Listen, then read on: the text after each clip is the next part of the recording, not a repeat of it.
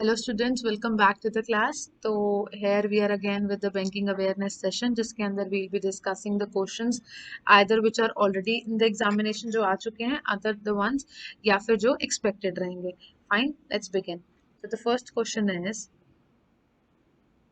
SDDS an international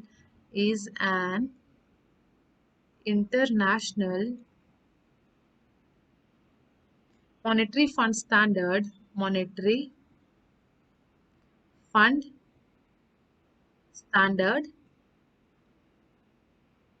to guide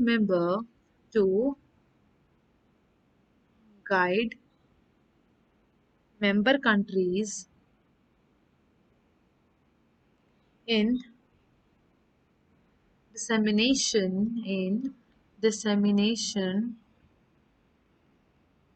of national statistics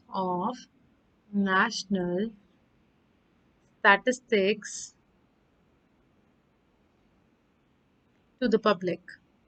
अब यहाँ पे what they have done in the question is कि they have told you the complete जो भी उनकी information थी वो बता दिया and they are asking us कि what SDTS means. हमें इसकी फुल फॉर्म बतानी है and will be given with few of the options.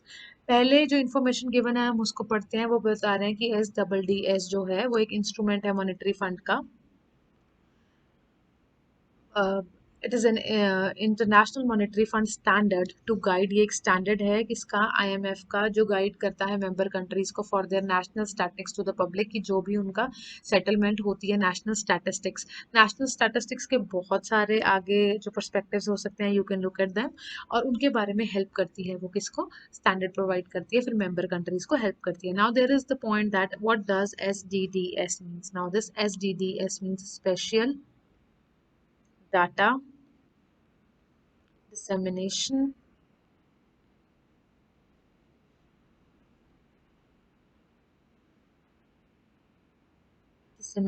यहाँ पे S आ जाएगा, dissemination आएगा यहाँ. ठीक है, I'll be writing it again. Standard. Fine, it is special data dissemination standard. Moving on to the next question. Dash is responsible for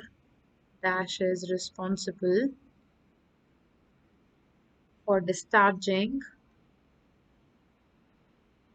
certain code traditional central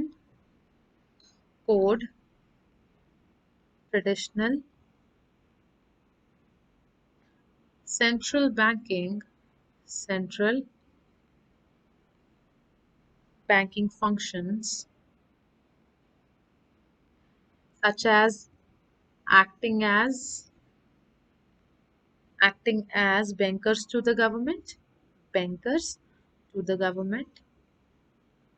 and banks, and managing government and banks, and managing.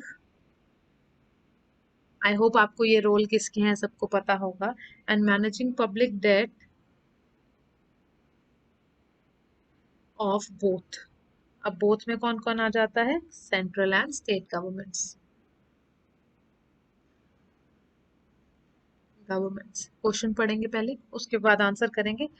वो पूछ रहे हैं who is responsible for discharging certain core traditional central banking functions, की कौन responsible होता है ये जो कुछ एक फंक्शंस होते हैं, कोर बैंकिंग फंक्शंस होते हैं, इनको डिस्चार्ज करने में, इनको प्रोवाइड करने में. तो the answer here is DGBA. And now what is the full form of this DGBA? That is the Department of Government and Bank Accounts. This department is responsible for all of the things.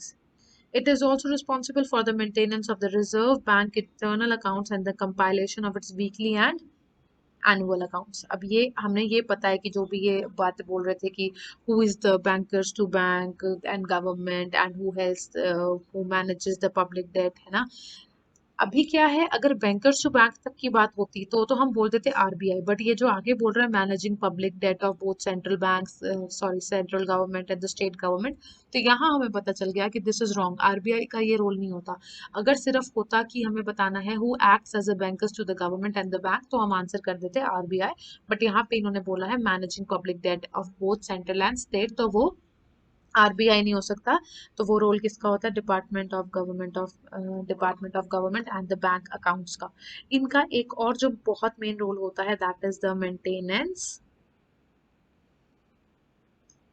Of reserve bank of India, इसके internal accounts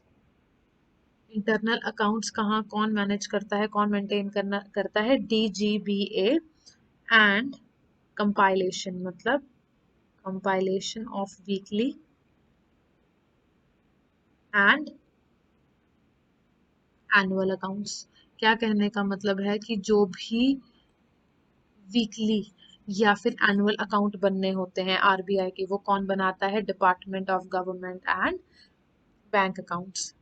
next question, जो question number third है, आज we'll be discussing ऐसा जो different type of question है, या थोड़ा higher level है या थोड़ा सा कॉम्प्लिकेटेड है, वैसे टाइप के question. Dash exercises regulatory powers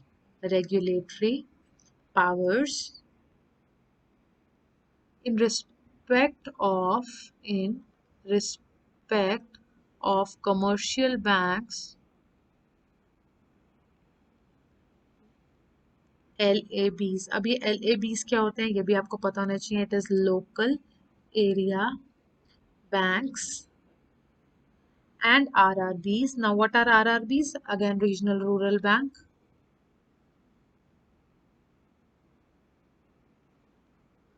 as per the provisions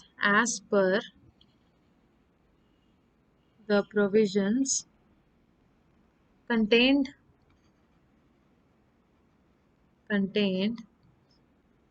in the banking regulation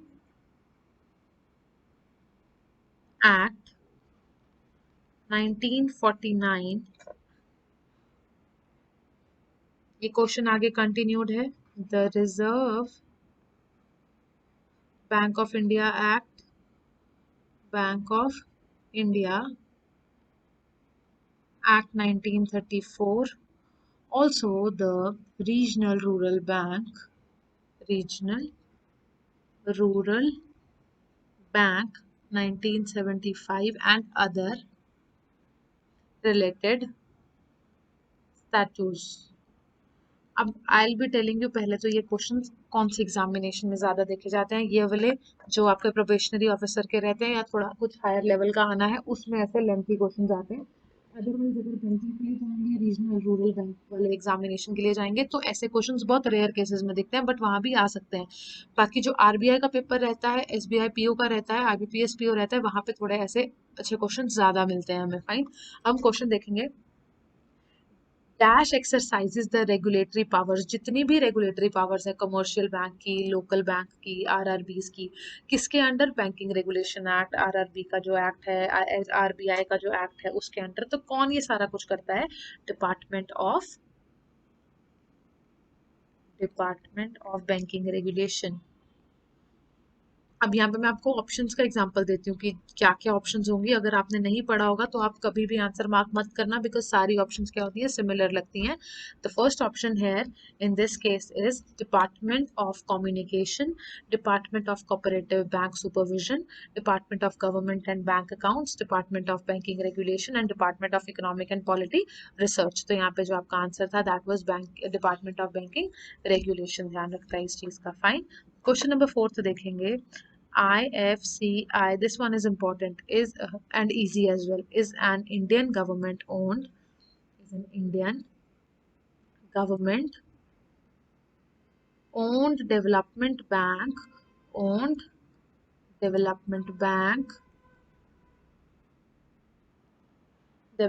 bank to cater to to long term finance needs the industrial sector.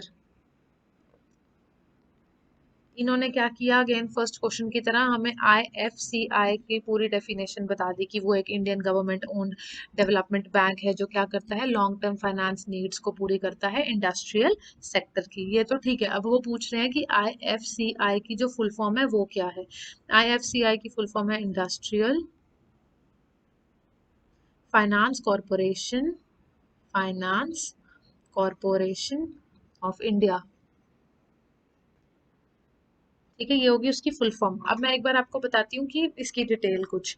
ये जो है, ये कब जो ये एस्टैब्लिशमेंट इसकी कब हुई थी, इसकी हुई थी 1948 में एस्टैब्लिश। और ये किस एक्ट के अंडर हुआ था, इट वाज IFC एक्ट 1980 और 1948 के ही एक्ट में।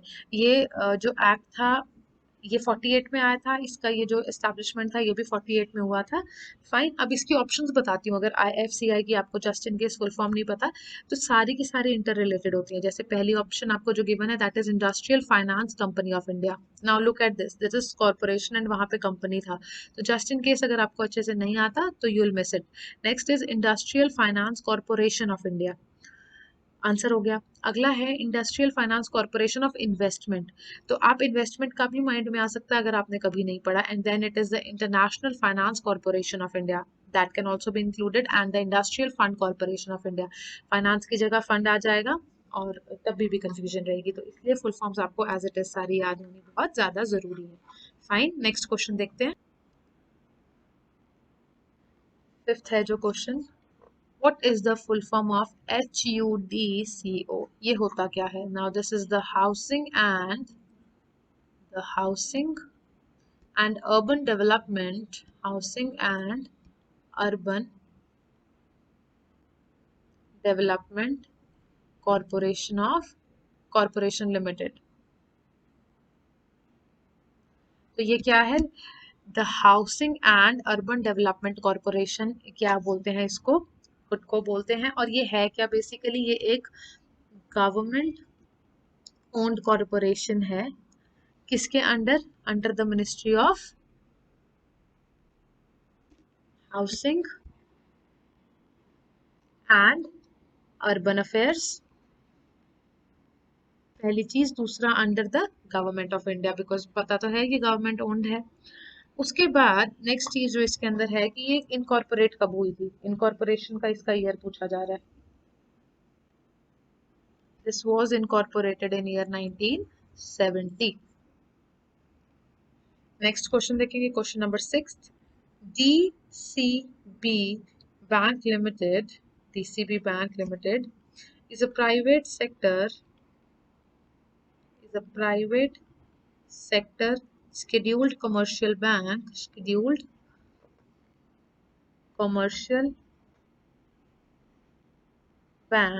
in India.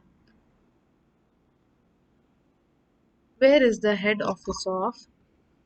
Where is the head office of DCB? जो DCB बैंक है, पहले तो इसके फुल फॉर्म पढ़ लेते हैं फिर ही हेडक्वार्टर पढ़ेंगे। DCB की जो फुल फॉर्म है that is development credit bank. अब ये क्या है, पहली बात ये new generation private sector bank है। और उसके बाद जो दूसरी चीज क्या है, ये जो डेवलपमेंट कोऑपरेटिव बैंक बना है, इसको बेसिकली क्या है, ये जो आज क्रेडिट बैंक है ना, ये पहले कोऑपरेटिव बैंक था। बताती हूँ नेक्स्ट पेज पे। 1995 में क्या हुआ था, ये जो डेवलपमेंट कोऑपरेटिव बैंक था, एक डेवलपमेंट कोऑपरेटिव बैंक था, this was converted into development credit bank limited. ये पढ़ लिया हमने DCB का। हेड ऑफिस पूछ रहे हैं कहाँ पे है, तो इसका जो ये प्राइवेट शेड्यूल्ड कमर्शियल बैंक है, इसका जो हेड ऑफिस है that is in Mumbai. Next question is question number 7। The Federal Bank The Federal Bank is a major Indian bank headquartered in Indian bank. इसका भी अब क्या पूछा जा रहा है आपसे, हेडक्वार्टर पूछा जा रहा है। तो इसका जो हेडक्वार्टर है that is in Aluva in Kochi of Kerala, headquarter of federal bank हो गया। नेक्स्ट इज थोड़े जो न्यूज में रह रहे हैं ना बैंक, या रह चुके हैं पिछले मंथ में या लास्ट 2 मंथ्स में, मैं उनके हेडक्वार्टर्स भी इंक्लूड कर रही हूँ। RBL, जिसको क्या कहा जाता है, Ratnakar bank limited, Ratnakar Bank Limited is a scheduled commercial bank. Is a scheduled commercial bank. ये मैंने फर्स्ट सेकंड वीडियोस में बहुत अच्छे से बैंकिंग की डिटेल कराई थी, तो उसके अंदर आपको पता चल जाएगा, just in case you don't know what is a scheduled commercial bank. तो पूछा जा रहा है कि इसका रजिस्टर्ड ऑफिस कहाँ है, रजिस्टर्ड ऑफिस ऑफ RBL। तो जो इसका रजिस्टर्ड ऑफिस है that is in Kolhapur of Maharashtra, Kolhapur of Maharashtra.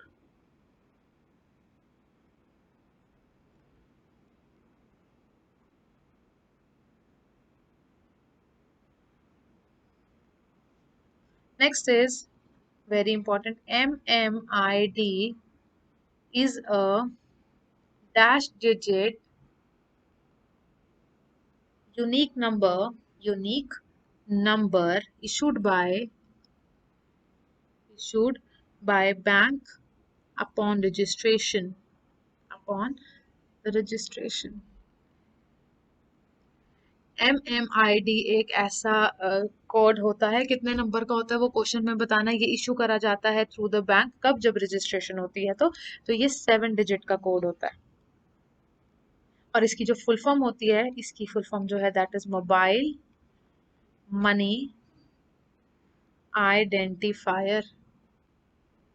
अब वहां पे आइडेंटिफिकेशन ये वो बहुत सारी आपको इंफॉर्मेशन होगी, तो डोंट गेट इनटू दैट। आपको याद होनी चाहिए फुल फॉर्म।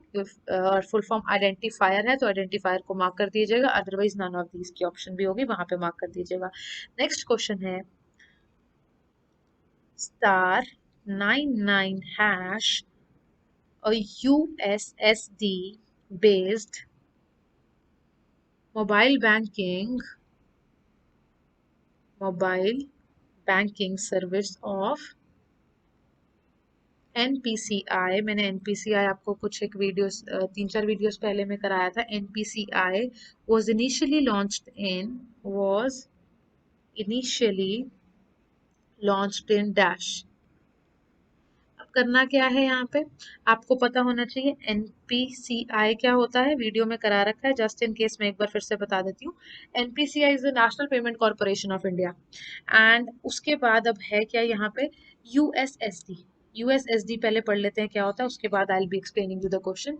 यूएसएसडी क्या होता है, it is the unstructured supplementary service data, it is USSD. Fine. अब यूएसएसडी *99 जो हैश था वो पूछा जा रहा है कि वो है क्या, ये कब इशू हुआ था। ये खुद में ही एक यूएसएसडी है मोबाइल बैंकिंग के लिए। एनपीसीआई का मैंने आपको बता दिया, it is national payment corporation of India and this was launched in 2012 of November. Fine, ये हमने पढ़ लिया कुछ एक information about this. Now we will be discussing next question and the question here is question number 11th। The communication policy of RBI, important question, the communication policy of RBI will be reviewed every year, will be reviewed every year in dash and will be placed before its board। Current affair का part भी कह सकते हैं इस question को। And will be placed before its board, before its board in its meeting in its meeting held in dash। तो अब पहले क्वेश्चन पढ़ लेते हैं कि एक कम्युनिकेशन पॉलिसी बनती है आरबीआई की, तो वो अब कौन से मतलब कौन से महीने में पूरे साल की क्या की जाएगी, रिव्यू की जाएगी, और उसके बाद फिर वो मेन मीटिंग में कब होगी वो मेन मीटिंग जिसके अंदर वो प्लेस की जाएगी अपने जो उनके बोर्ड ऑफ मिनिस्टर्स हैं उनके आगे। तो जो यहाँ पे रिव्यू की जाएगी पॉलिसी वो की जाएगी जून में, और उसके बाद जो ये मीटिंग होगी जिसमें पॉलिसी को रखा जाएगा आगे वो होगी जुलाई में। The communication policy of RBI will be reviewed every year in June and will be placed before it's board in the meeting held in July. Once approved the board, the policy will be placed on the RBI website। अगर ये approve हो जाती है तो क्या किया जाएगा, इसको आरबीआई के वेबसाइट पे डाल दिया जाएगा इंग्लिश में, हिंदी में, और 11 और ऐसी क्या है 11 अदर रीजनल लैंग्वेजेस में। बेसिकली कितने 13 लैंग्वेजेस में फिर वेबसाइट पे डाल दिया जाएगा आरबीआई के। Question number 12 here is what is the initial share capital, what is the initial share capital of RBI। Share capital पूछी जा रही है आरबीआई की, तो इसके अंदर क्या रहेगा, the share capital is 5 crore rupees. RBI started with a share capital of rupees 5 crore divided into shares of fully paid। fully paid कितनी थी 100 each, ये जब RBI ने। and with this 13th question जो है that is a dash check is any check that is crossed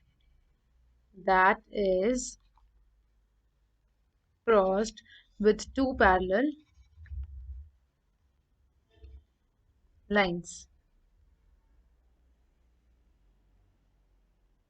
कौन सा क्या नेम है उस चेक का जिसपे दो पैरेलल लाइंस लगी होती है, it is known as the crossed cheque. कैसा होता है ये चेक है, यहाँ पे इसके दो क्रॉस लगा देते हैं, that is known as the crossed check.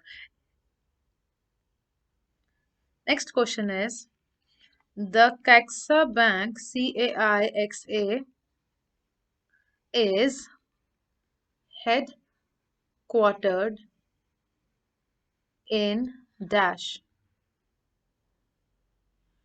and the options are UK, Spain, Singapore, South Africa, USA, and the answer here is Spain।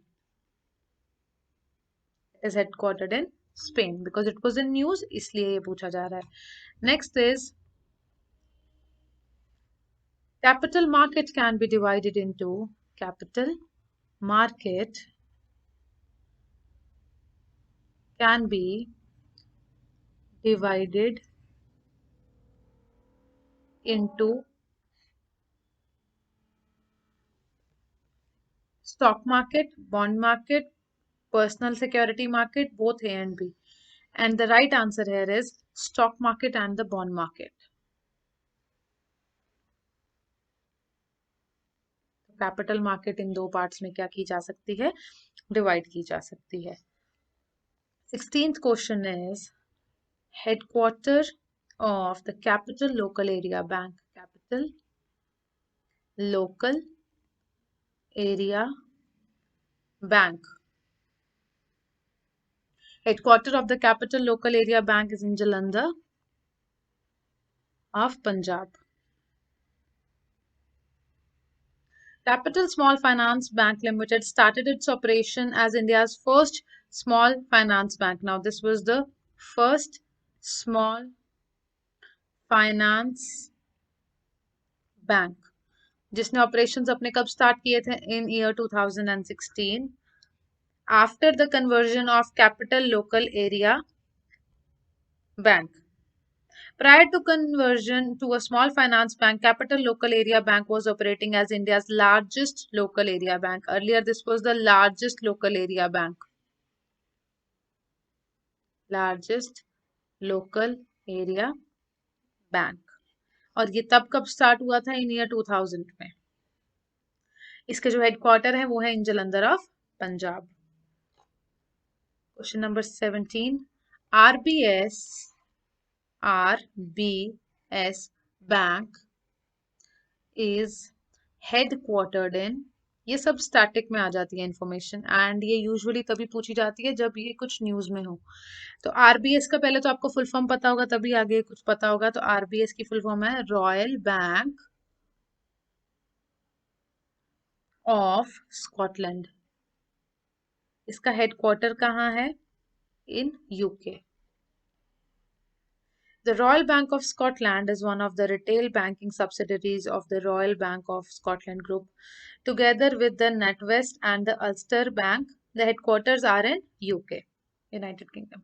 Now, next question, question number 18 here is DBS Bank is headquartered where? So it is headquartered in Singapore.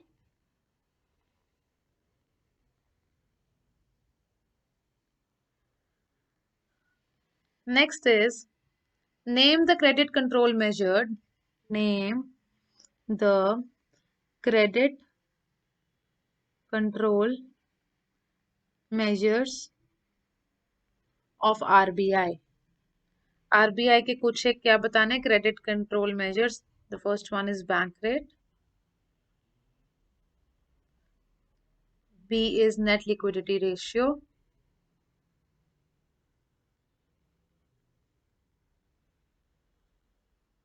C is open market operations,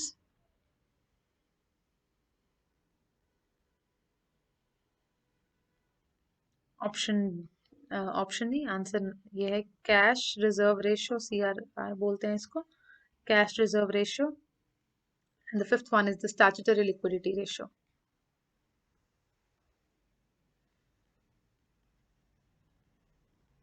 ये क्या है? ये credit control measures हैं जो RBI लेता है। Next question is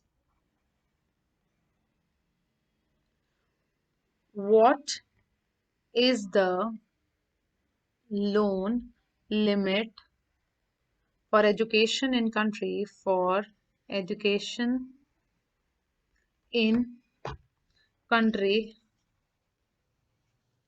under private sector, oh sorry, under priority sector? इसका part होता है ये पीएसएल का। पीएसएल क्या होता है? Priority sector landings. फाइन। तो इसके अंदर पूछा जा रहा है कि अब लोन अगर तो इंडिविजुअल को प्रोवाइड करना है, दो केसेस होते हैं इसके। अगर प्रोवाइड करना है इंडिविजुअल्स को तो होता है टिल ₹10 लाख फॉर एजुकेशन, और अगर प्रोवाइड करना है इंडिविजुअल को विद इन इंडिया स्टडी करने के लिए, अगर अब्रॉड के लिए पेमेंट है तो कितना है? ₹20 lakh. Fine. With this, we are winding up today's session. I hope you understood. Thank you so much for watching the video.